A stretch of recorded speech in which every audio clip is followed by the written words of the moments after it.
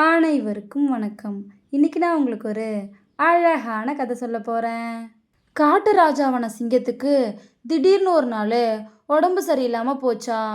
வேட்டையாட கூட போக முடியாம படுத்த படுக்கையாச்சாம். இதை தெரிஞ்ச காட்டு விலங்குகள் எல்லாம் ஒவ்வொன்றா வந்து நலம் விசாரிச்சுட்டு போச்சிங்களா. ஒரு ஓநாய் மட்டும் சிங்கத்து கூடவே இருந்து பத்திரமா பார்த்துக்குச்சான்.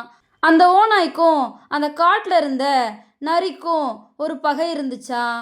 பக்கத்து காட்டுக்கு போயிருந்த நரிக்கு சிங்கராஜாவுக்கு உடம்பு சரியில்லைங்கிறது தெரியாதாம். அதனால சிங்கத்தை நலம் விசாரிக்க நரி வரவே இல்லையாம். அதனால ஓநாய் சிங்கத்துக்கிட்ட, சிங்கராஜா, உங்களுக்கு உடம்பு சரியில்லைன்னு தெரிஞ்சும் அந்த நரி பைய உங்களை வந்து பார்க்கவே இல்லை பார்த்தீங்களா. இனி நான் தான் காட்டுக்கு ராஜான்னு மற்றவங்க கிட்ட சொல்லிக்கிட்டு திரியிறானா. என் காது கேட்டுன செய்தியை உங்ககிட்ட சொல்கிறேன். அவனை நீங்களே கவனிச்சுக்கோங்க அப்படின்னு நரியை பற்றி தப்பா சிங்கத்துக்கிட்ட சொல்லிச்சான்.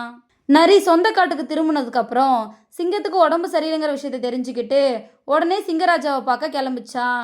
நரி வர்றதை பார்த்த ஓநாய், சிங்கராஜா, அந்த நரி பையன் வர்றான், அவனோட திமிரை இப்போவே அடக்கி வைங்க, இல்லைனா இன்னும் அதிகமாக வாலாட்டுவான் அப்படின்னு சிங்கத்தை தூண்டி விட்டுச்சான். சிங்கத்துக்கு பயங்கரமாக கோபம் வந்துச்சான். உடனே சிங்கம் நரியை பார்த்து, எனக்கு உடம்பு சரியில்லைன்னு தெரிஞ்சும் கூட என்னை பார்க்க வராம அப்படி உனக்கு என்ன வேலை? நான் தளர்ந்து போனதும் ஆட்டம் போட ஆரம்பிச்சிட்டியாமே அப்படின்னு உருமிச்சான். ஓனா ஏதோ பற்ற வச்சிருக்கு அப்படிங்கிறத உணர்ந்த நரி, இல்லை ராஜா, உங்களுடைய உடல் நலம் பெற என்ன வழின்னு பக்கத்து காட்டு வைத்தியர்கிட்ட விசாரிக்க போனேன், அதான் தாமதமாக உங்களை பார்க்க வந்தேன் அப்படின்னு சொல்லிச்சான். உடனே சிங்கம், ஓ அப்படியா, அவர் என்ன வைத்தியம் சொன்னார் அப்படின்னு கேட்டுச்சான்.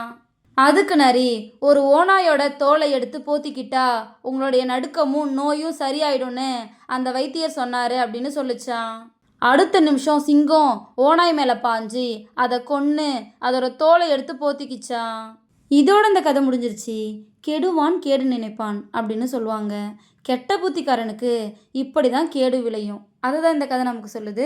இந்த கதை உங்கள் எல்லாருக்கும் பிடிச்சிருக்கும் நம்புகிறேன். இன்னொரு அழகான கதையில் நாளை மாலை 5 மணிக்கு சந்திப்போம். நன்றி.